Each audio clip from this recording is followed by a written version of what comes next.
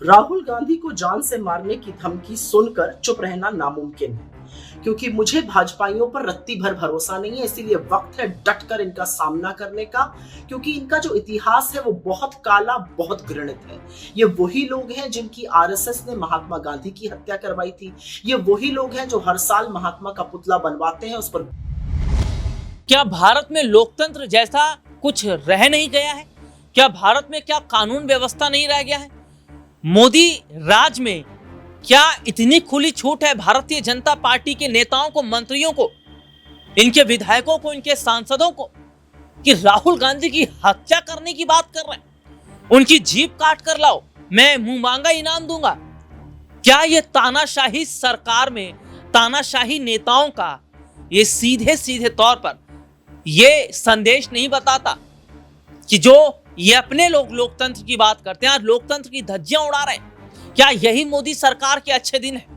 राहुल गांधी ने जो बयान दिया, उनके बयान को जिस तरीके से तोड़ मरोड़ कर पेश किया गया, और सबसे ज्यादा हमलावर भारतीय जनता पार्टी है, भारतीय जनता पार्टी के नेता हैं, और जिस तरीके से ये कहा जा रहा है कि हम राहुल गांधी की हत्या कर देंगे, राहुल गांधी तेरा भी वही हाल होगा जो इंदिरा गांधी की तरह, यह कह रहे हैं भारतीय जनता पार्टी के नेता सड़कों पर। ऐसे नेताओं पर सख्त कार्रवाई की जानी चाहिए, इन्हें जेल में डाला जाना चाहिए। ये बात सुप्रिया सुनेत कह रही हैं। कांग्रेस पार्टी की प्रवक्ता सुप्रिया सुनेत ने क्या कुछ कहा, देखिए। राहुल गांधी को जान से मारने की धमकी सुनकर चुप रहना नामुमकिन है, क्योंकि मुझे भाजपाइयों पर रत्ती भर भरोसा नहीं है। इसीलिए वक्त है डटकर इनका सामना करने का, क्योंकि इनका जो इतिहास है वो बहुत काला, बहुत घृणित है। ये वही लोग हैं जिनकी आरएसएस ने महात्मा गांधी की हत्या करवाई थी। ये वही लोग हैं जो हर साल महात्मा का पुतला बनवाते हैं, उस पर गोलियां चलाते हैं। ये वही लोग हैं जो सुबह से शाम तक इसी फिराक में घुमा करते हैं कि कहां पर नफरत फैलाएं, कहां पर हिंसा भड़काएं। और इन सबको नरेंद्र मोदी की मौन स्वीकृति, और स्वीकृति हो क्यों ना, नरेंद्र मोदी भी तो आरएसएस की नफरत की उसी पाठशाला से निकले हैं।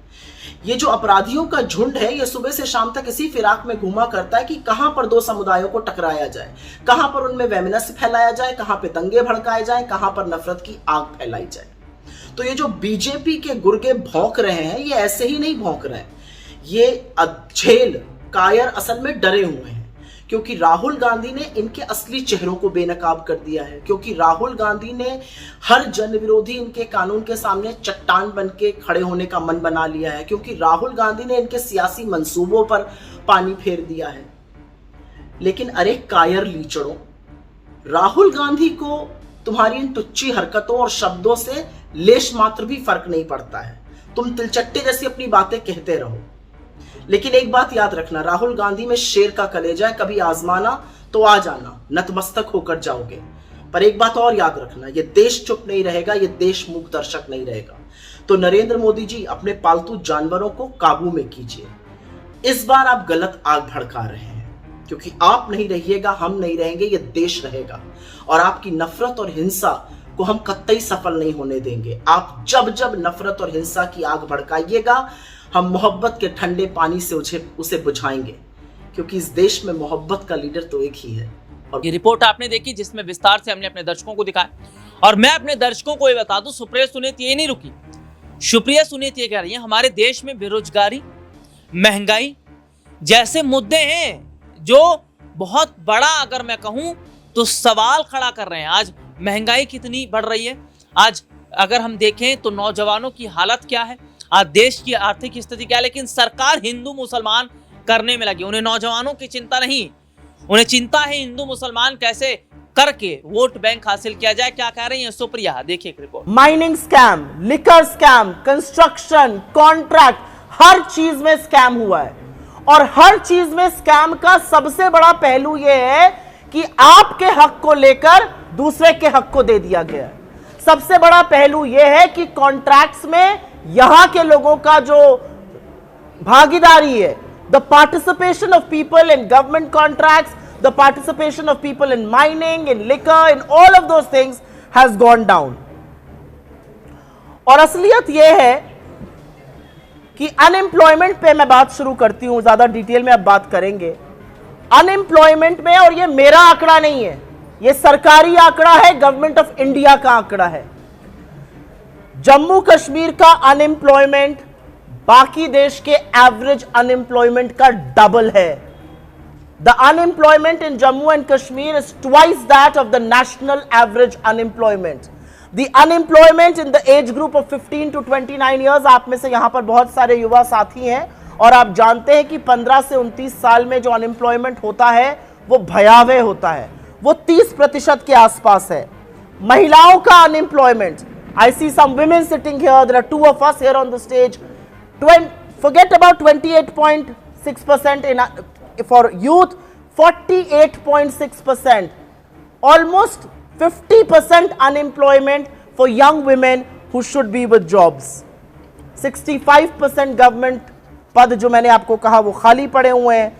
60,000 डेली वेज अर्नर्स आज भी 15 साल से 300 रुपए दिन का कमा रहे हैं, और वो पब्लिक हेल्थ डिपार्टमेंट में, इंजीनियरिंग में है, वो पावर डेवलपमेंट में है, वो क्रूशल चीजों में है, और ये संविदा कॉन्ट्रैक्ट की उनकी नौकरी चलती जा रही है।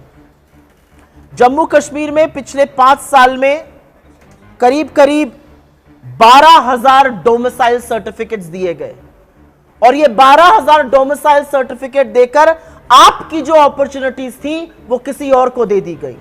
जो नौकरी, जो कॉन्ट्रैक्ट्स आपको मिलने चाहिए थे, यहां के लोगों को मिलने चाहिए थे, ये इंश्योर किया गया कि वो किसी और को मिले।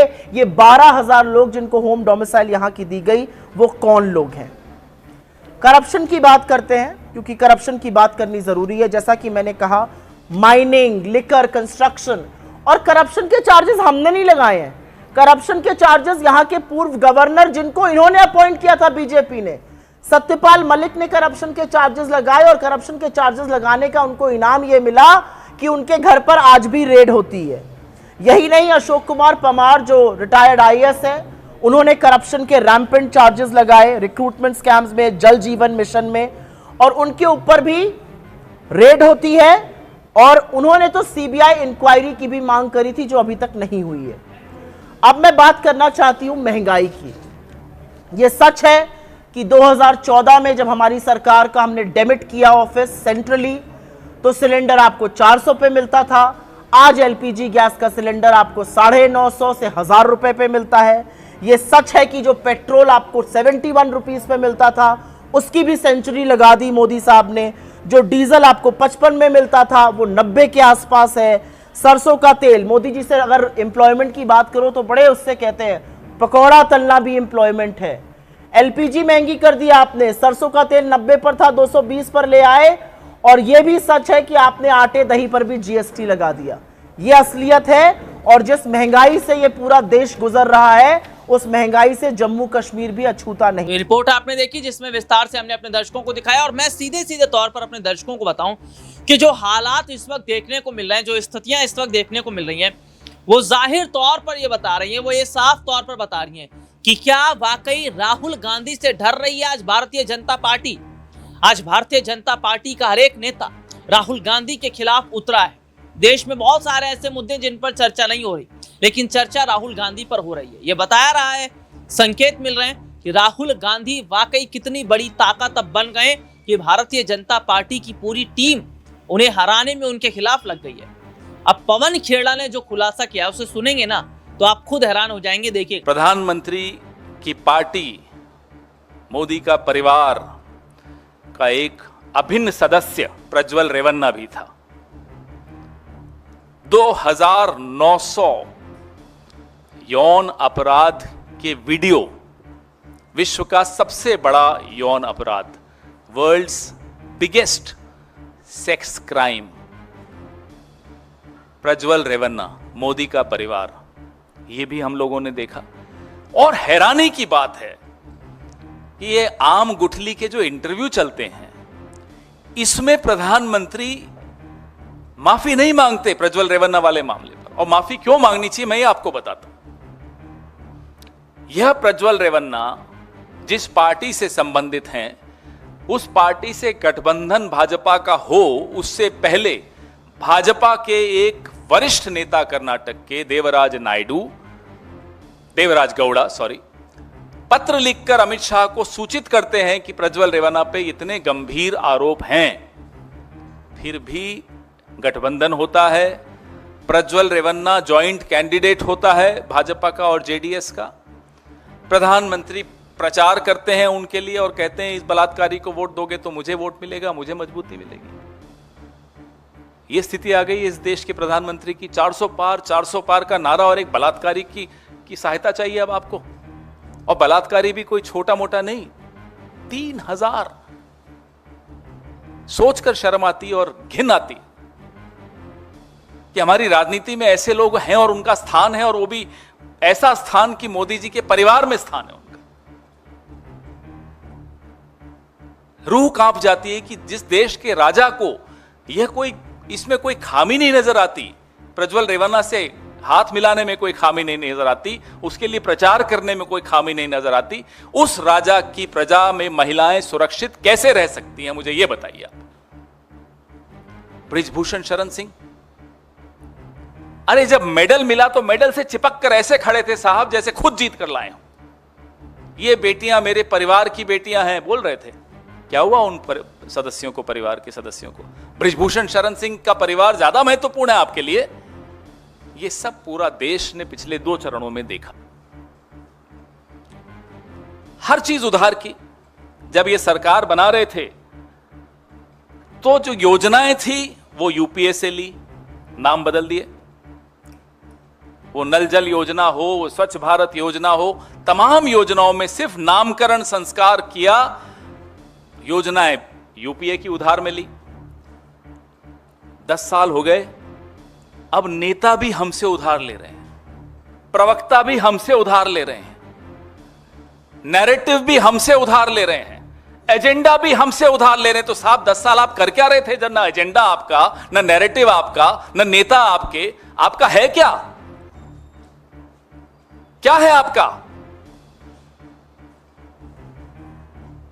आप किसी को वॉशिंग मशीन दिखाकर लालच दो, डराओ, उसको अपनी पार्टी में ले जाओ, फिर उससे कुछ कहलवाओ, मनगढ़ंत बातें कहलवाओ, और फिर उन मनगढ़ंत बातों का सहारा लेकर प्रचार करो। ये 10 साल में आपने कमाया है। शर्म आनी चाहिए इन 10 सालों के आपके राज को।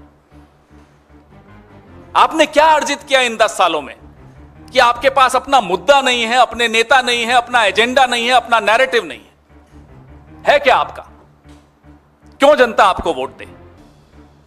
ये बात साहब समझ चुके हैं, ये बात उन्हें भी समझ में आ रही है। इसीलिए रोज जहां प्रचार करते हैं वहां जाकर नया झूठ, नया झूठ, नया झूठ। आज जो 400 पार कर रहे थे, अब 150 पार भी हो जाएं तो बहुत बड़ी बात मानी जाएगी, ये वो भी समझते हैं। लोगों को एक भरोसा राहुल गांधी की बातों पर हो रहा है, और वो भरोसा कोई मुफ्त में नहीं मिला है। उसके लिए मेहनत की है राहुल गांधी ने, पसीना बहाया है। 4000 किलोमीटर पैदल चले, 6000 किलोमीटर दूसरी यात्रा की, 10-11 हजार किलोमीटर इस देश में, इस देश का चप्पा चप्पा घूमे, देश का विश्वास जीता। अब अगर राहुल गांधी न्याय की बात करते हैं तो ये कितना ही एजेंडा को डिरेल करने की कोशिश कर ले, मोदी जी नए नए थ्योरीज लेकर आ जाएं, झूठ बोलें, जो भी करें, लोगों को अब न्याय की बात पर भरोसा है। उस बात को अब मोदी जी की कोई डिस्ट्रैक्शन, कोई झूठ, उस बात से अब लोगों का विश्वास नहीं तोड़ सकता। इस बात का भी अफसोस नरेंद्र मोदी जी को बहुत ज्यादा है। अब आप बताइए, जो 400 पार का कॉन्फिडेंस जिसमें हो, क्या वो गांधीनगर जैसी सीट, मैं एक उदाहरण दे रहा हूं एक सीट का, सूरत और इंदौर का भी उदाहरण दूंगा, गांधीनगर जैसी सीट, गृह मंत्री खुद वहां से उम्मीदवार हैं, हम खुद मान लेते हैं एक बार के लिए कि साहब वो सीट आप जीतेंगे। हमारे सर्वे में भी आप जीत रहे हैं, आपके सर्वे में भी आप जीत रहे होंगे, ये एक सेफ सीट मान लें बीजेपी की। वहां आपको क्या जरूरत आन पड़ी कि 16 लोगों को आपने डरा धमका के नाम वापस करवाया? क्या आवश्यकता थी? ये तमाम रिपोर्ट देखने के बाद आपको क्या लग रहा है? क्या लोकतंत्र वाकई खतरे में नहीं है? क्या नेता वाकई खतरे में नहीं है? और भारतीय जनता पार्टी के नेता जिस तरीके की बदजुबानी कर रहे हैं, क्या इनके खिलाफ कार्रवाई नहीं होनी चाहिए? इस मुद्दे पर आपकी क्या राय है, जरूर कमेंट कीजिएगा। फिलहाल आज के इस प्रोग्राम में इतना ही। आपसे फिर दोबारा मुलाकात होगी, तब तक के लिए इजाजत दीजिए। नमस्कार।